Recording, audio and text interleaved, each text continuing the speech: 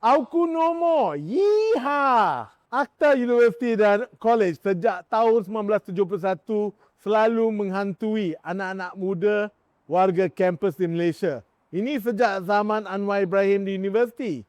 Dan sememangnya aktiviti-aktiviti geng dia lah pada masa itu yang membawa kepada AUKU. Selepas protes baling dan penahanan Anwar Ibrahim pada tahun 1974, tahun seterusnya Mahathir Mohamad pada 1975 sebagai Menteri Pendidikan mengetatkan AUKU menjadi AUKU yang kita kenal hari ini. 3 generasi pemimpin universiti disenyapkan menggunakan AUKU, termasuk saya juga.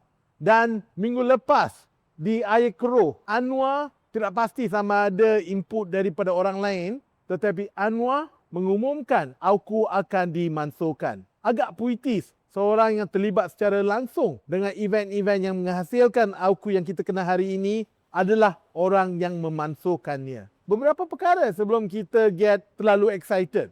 Sebab tak sampai 4 hari selepas pengumuman Perdana Menteri sekali lagi menyatakan sebenarnya ada akta yang akan menggantikan AUKU. Bukan sebab isu pelajar, tetapi AUKU ada bahagian pentadbiran dan juga akademik. Maka dengan itu, Perdana Menteri berkata yang Menteri Pendidikan Tinggi Zamri Kadir terpaksa memperkenalkan satu akta baru. Yang ini akan dipanggil Akta Satu Pendidikan Tinggi. Sekali lagi, kita tidak pasti sama ada ini adalah jalan belakang untuk kontrol orang muda sekali lagi. Kami harap tidak. Tapi kenapa Perdana Menteri memperkenalkan ataupun memansuhkan AUKU hari ini? Yang paling obvious adalah dia mahukan undi orang muda. Peratusan undi orang muda sangat rendah dan juga pada masa yang sama cepat berubah. Maka dengan itu kami rasakan yang Perdana Menteri harapkan yang sekiranya AUKU dimansuhkan, orang muda akan melihat kepada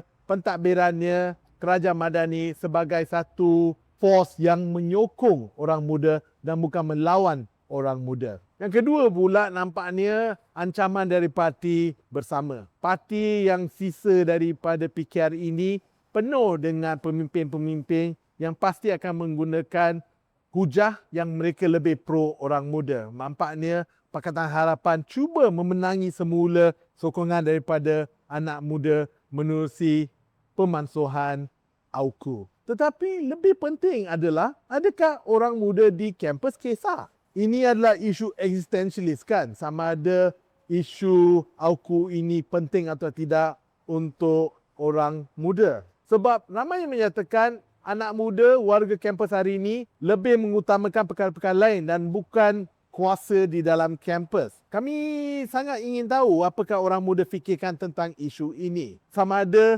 Majlis Perwakilan Pelajar ini sekadar satu institusi di mana orang muda ambil gambar dengan blazer atau sememangnya mereka mengutamakan dan inginkan kuasa. Sebab perkara pertama, perkara yang paling penting boleh mereka lakukan adalah untuk memulakan pilihan raya kampus tanpa campur tangan pentadbiran.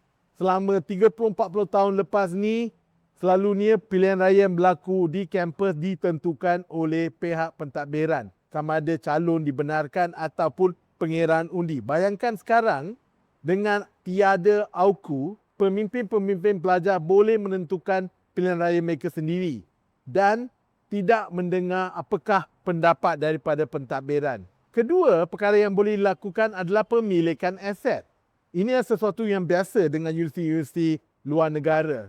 Universiti seperti Oxford dengan Oxford Union dia, mereka mempunyai bangunan mereka sendiri, bilik mesyuarat, bar dan restoran dan juga membelanjakan wang untuk dewan besar mereka. Adakah ini sesuatu yang universiti-universiti tempatan warga kampus akan mulakan? Ini tidak bermaksud yang warga kampus tidak di bawah undang-undang. Ini hanya bermaksud mereka akan hidup seperti rakyat biasa dan tidak perlu risaukan tentang akta khas ini mengawal mereka.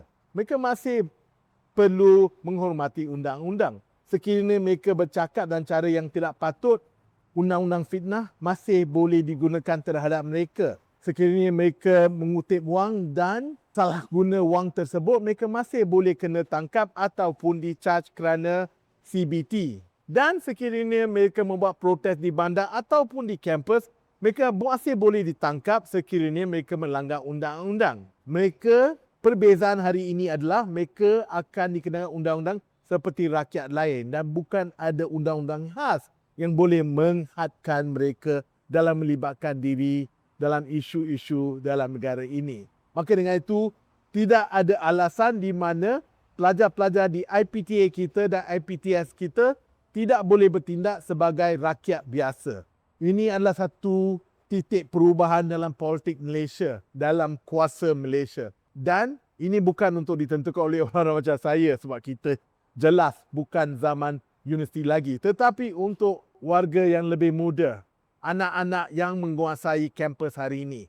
Adakah mereka akan mengambil peluang ini untuk mengubah naratif dan juga halat tuju kuasa di negara kita? Kita tidak pasti. Seperti apa kata penulis British daripada tahun 1930-an, kita masuk ke dalam era baru.